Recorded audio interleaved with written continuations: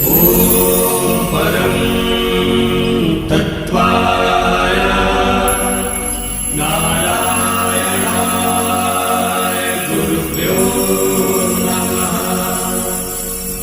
वह यह है कि तंत्र साधना में सिद्धि प्राप्त करने के लिए हमें कोई भी साधना के लिए 3 प्रकार और ज्यादा जरूरी है। एक तो उसकी मुद्राओं का हमें ज्ञान होना चाहिए और उसमें भी 5 मुद्राएं अत्यंत महत्वपूर्ण हैं। उन 5 मुद्राओं को हम किसी भी साधना को प्रारंभ करने से पूर्व उन 5 मुद्राओं का प्रदर्शन कर दें। यद्यपि प्रत्येक प्रकार की साधना में अलग अलग मुद्राओं का विधान है।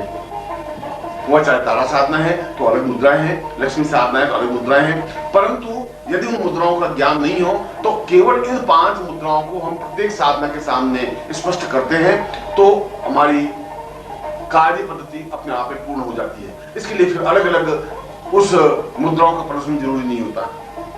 उसमें पहली मुद्रा दंड मुद्रा है और दंड मुद्रा बिल्कुल अंगूठे को बिल्कुल स्पष्ट करते हुए दाहिने हाथ को सामने रखें और 10 सेकंड बिल्कुल सामने रखें। यह दंड मुद्रा है। दूसरी मुद्रा मत्स्य मुद्रा है और बाएं हाथ अंगूठे खोल करके उसके ऊपर दाहिने हाथ रखें और अंगूठा खोल दें। इन दोनों स्थितियों को अगर हिलाते रहे तो ये मत्स्य मुद्रा कहलाएगी। तीसरी मुद्रा शंख मुद्रा है। शंख मुद्रा में बाएं हाथ के अंगूठे को दाहिने हाथ की मुट्ठी में पकड़ें और दाहिने हाथ के अंगूठे को बाएं हाथ की उंगलियों से जोड़ दें। ऐसा होने पर आप देखेंगे कि बिल्कुल शंख के आकार का एक बिंब बन जाता है।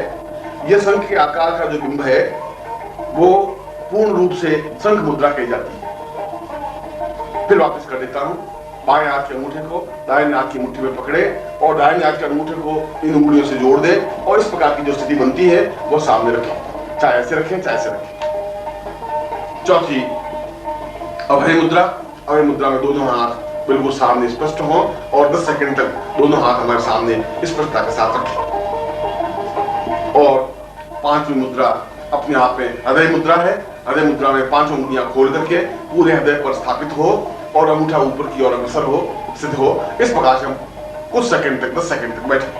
इन 5 मुद्राओं को यदि हम किसी भी साधना में स्पष्ट करते हैं तो उस साधना में सफलता की संभावनाएं ज्यादा बन जाती है।